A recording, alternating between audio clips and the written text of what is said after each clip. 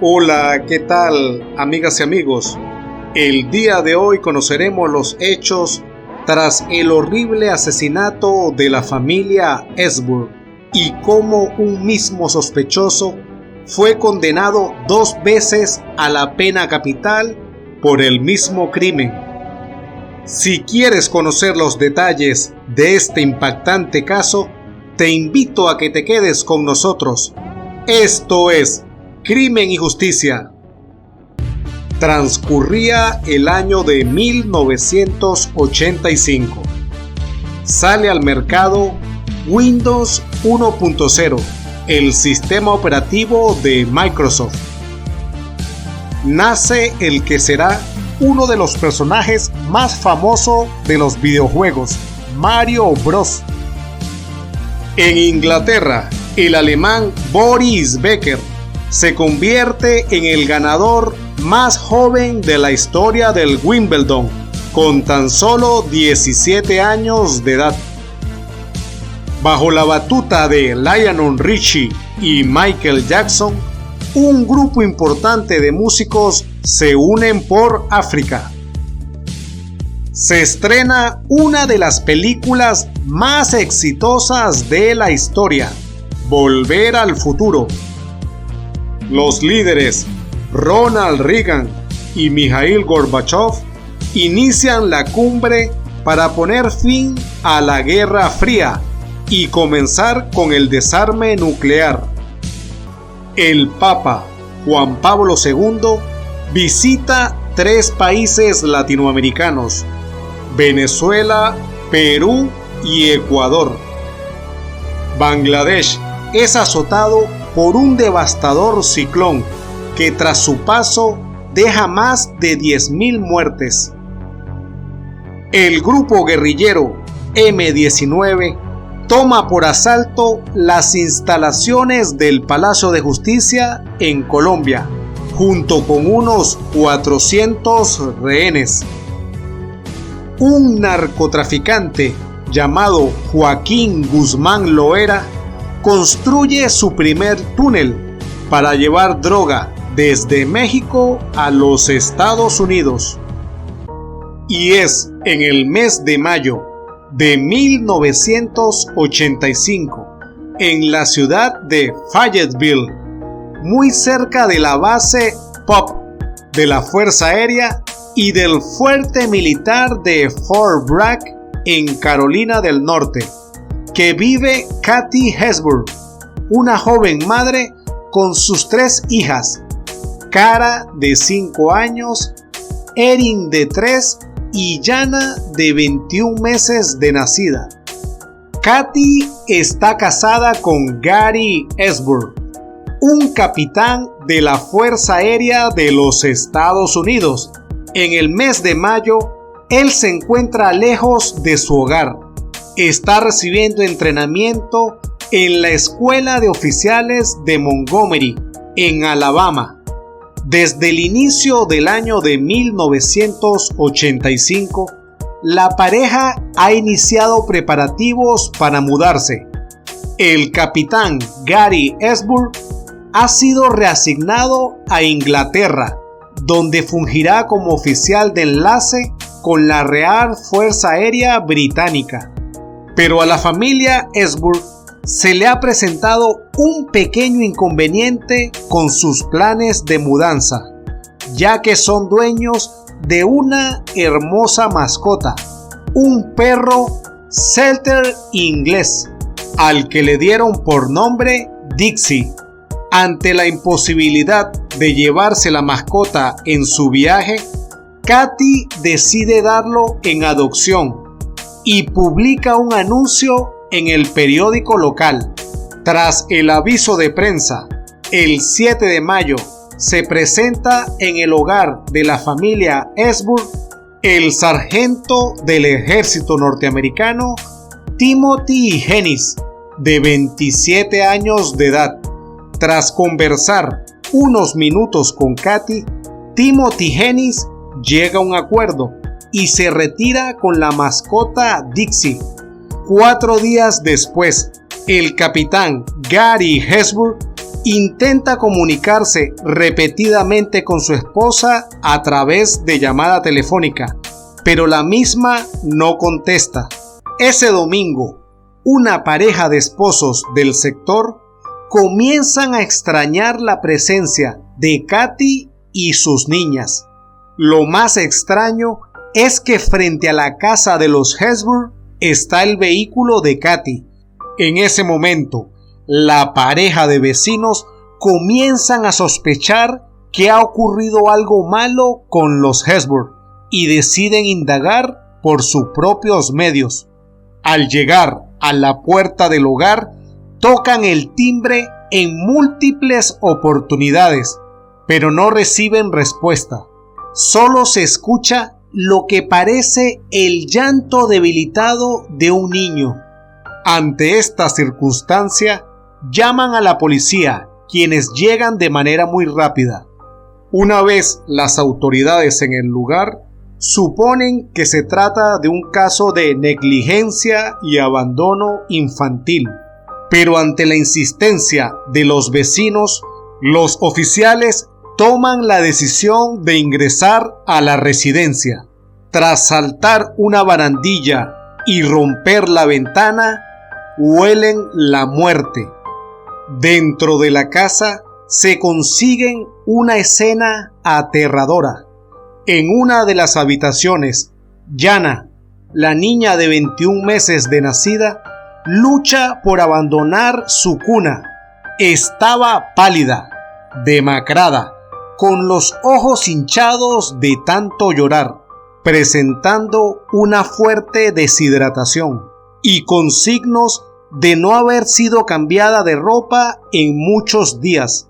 Cuando la niña vio al policía, alzó sus brazos para ser rescatada. En la siguiente habitación, el panorama fue aún más aterrador. Kathy había sido desnudada hasta la cintura, violada y apuñalada 15 veces, y a su lado los cuerpos sin vida de sus dos hijas, Cara de 5 años y Erin de 3. Contactaron al padre de la familia, el capitán Gary Esburgh, que se encontraba en Alabama, y le notificaron la devastadora y trágica noticia. Con su ayuda, pudieron constatar que además de los viles asesinatos, el homicida había robado dentro del hogar. Faltaban varios implementos familiares, entre ellos un sobre con dinero y la tarjeta del cajero automático de Kathy. Se determinó que los homicidios fueron cometidos 3 días antes del hallazgo de los cuerpos.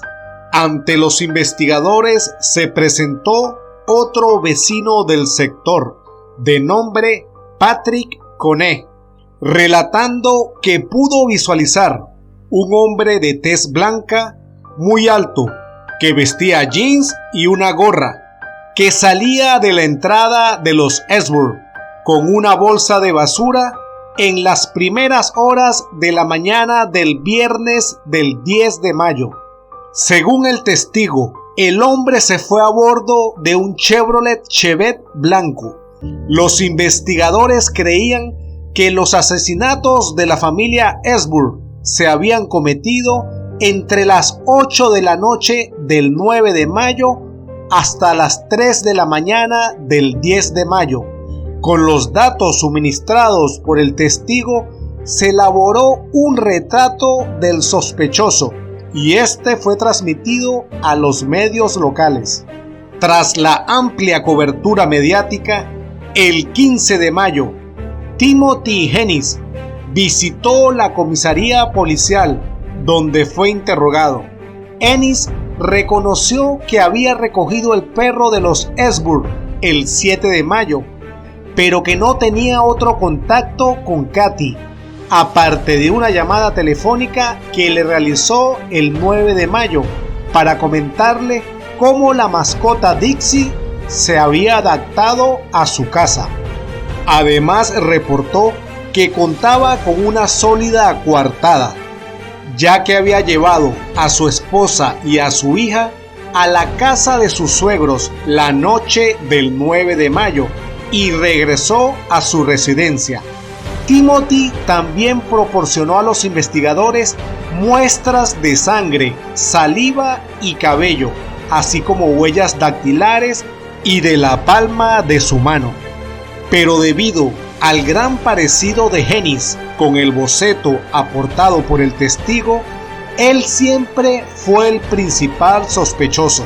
Por otra parte, la noche del 10 de mayo y la mañana del 11 de mayo, el homicida o uno de sus cómplices había realizado 2 transacciones en un cajero automático por un monto de $300 con la tarjeta robada a Kathy. Para el momento del asesinato, Hennis había presentado un retraso en el pago de su alquiler, el cual solventó en los días posteriores. Hay que acotar que el sospechoso tenía una condena anterior por emitir cheques sin fondos. Aunado a esto, vecinos de Timothy Hennis alegaron que él mismo había quemado artículos dentro de un barril en la mañana del 11 de mayo. Con toda esta información en su poder y con otra serie de pruebas, se procedió al arresto y enjuiciamiento de Timothy Hennis. Y es así como en el verano de 1986, durante el juicio, se expuso la teoría de que Hennis, tras conocer a Kathy, le había realizado una propuesta romántica. Tras su rechazo, la había acosado, llegando al punto de violarla y asesinarla junto con sus 2 hijas. La acusación se valió de relatos de testigos.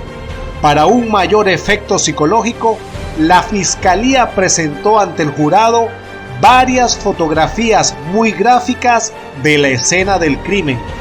Después de 10 horas de deliberación, el jurado encontró a Timothy Hennis culpable de 3 cargos de asesinato en primer grado y un cargo de violación, siendo condenado a la pena de muerte y es dado de baja de la institución militar.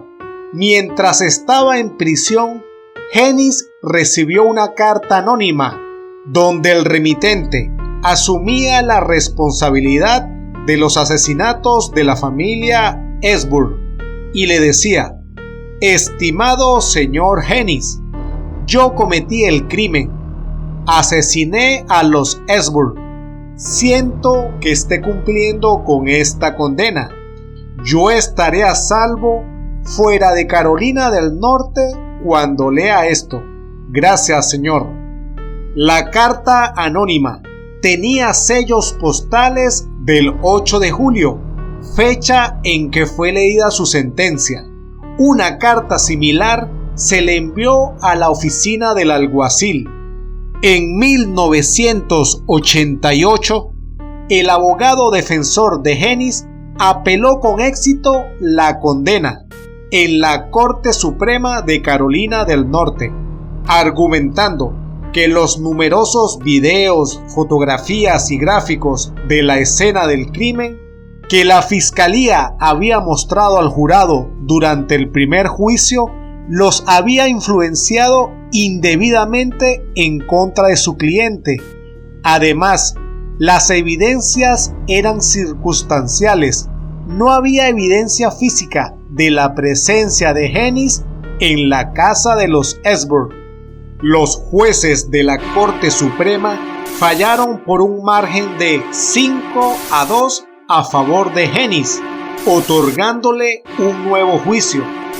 Durante el nuevo juicio, que se celebró en abril de 1989, la defensa de Timothy Hennis desafió la credibilidad de los testigos y las pruebas físicas de la fiscalía, centrándose especialmente en el testigo estrella, Patrick Conner, que tenía múltiples antecedentes penales.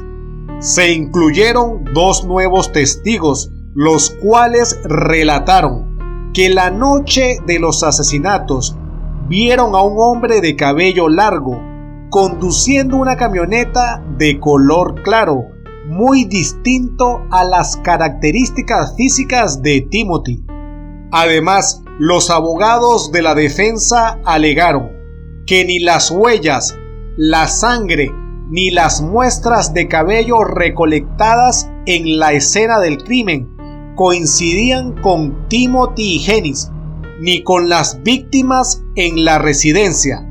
Después de un juicio de 3 semanas y 2 días de deliberación, el jurado declaró a Timothy Hennis no culpable de los cargos de asesinato ni violación y fue puesto en libertad.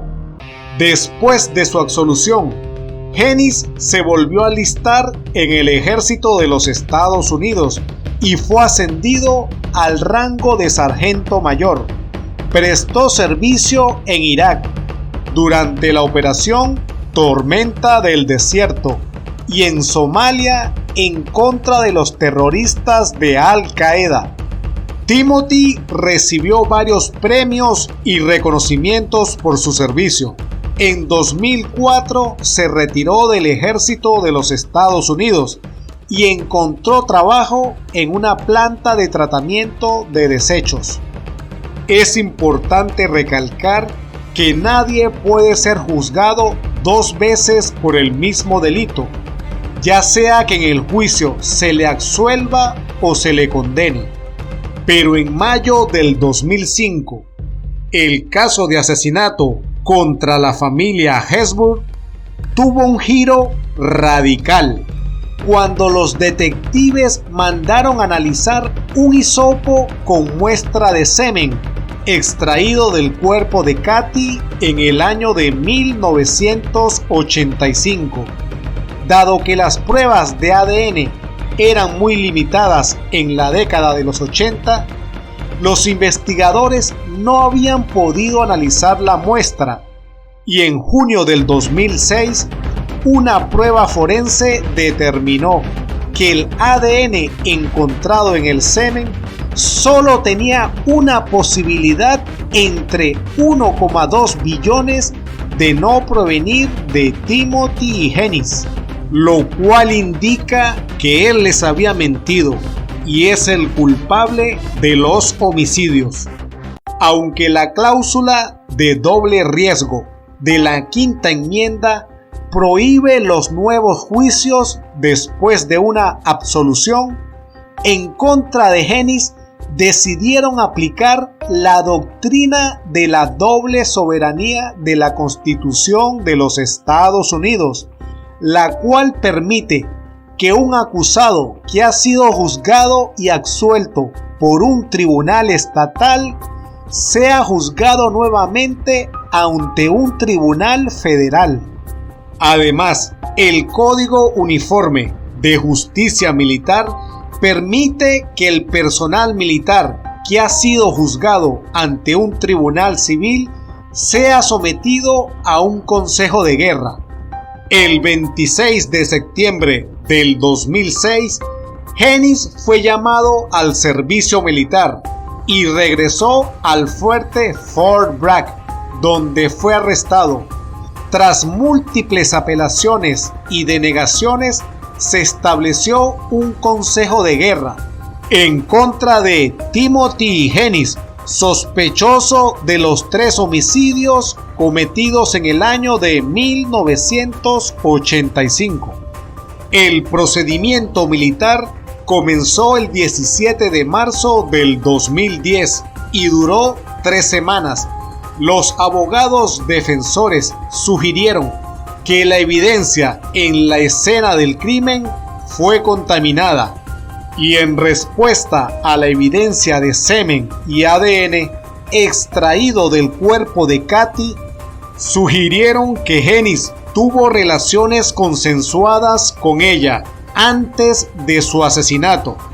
Después de 3 horas de deliberación, el jurado declaró culpable a Timothy Hennis y el 15 de abril del 2010 fue condenado nuevamente a la pena de muerte y encarcelado en el cuartel disciplinario del Fuerte Kansas, donde permanece hasta el día de hoy. Pero esta trágica historia aún no llega a su final. En el año 2011 salieron múltiples críticas y denuncias en contra del laboratorio que realizó las pruebas de ADN, ya que se les ha acusado de redactar informes engañosos en otros casos. Sin embargo, el fiscal del caso Genis cuestionó los motivos de los abogados defensores, ya que ellos mismos argumentaron que Timothy tuvo relaciones sexuales consensuadas con la víctima antes del asesinato. Por consiguiente, el laboratorio no fingió los resultados. El mismo Timothy alegó que el ADN era de su persona. Ya para finalizar, este ha sido un caso muy complicado para abordar, por todos los giros que ha dado y por la información que debía exponer. Al día de hoy, las opiniones siguen muy divididas. Para unos, Timothy Genis es el único culpable de los brutales homicidios y se merece el castigo, mientras que otros alegan que no existen mayores evidencias físicas que demuestren que Timothy sea el autor de este crimen. Además que el gobierno se extralimitó en sus funciones y violó los derechos que tienen las personas a no ser juzgado 2 veces por el mismo delito. Sobre este controversial caso se han escrito muchos libros, como el del periodista Scott Wisnat, llamado Víctimas Inocentes, que se publicó en el año de 1993 y que luego fue adaptado a una miniserie por el canal de televisión ABC y que pueden conseguir en su plataforma de streaming favorita. Y como en nuestro canal Tú eres lo más importante, queremos saber tu opinión. ¿Crees que Timothy Genis sea el culpable de estos atroces homicidios? ¿Estás de acuerdo con que una persona sea juzgada por un mismo delito en más de una oportunidad? Así que, coméntanos. Si te gustó este video, dale like, suscríbete.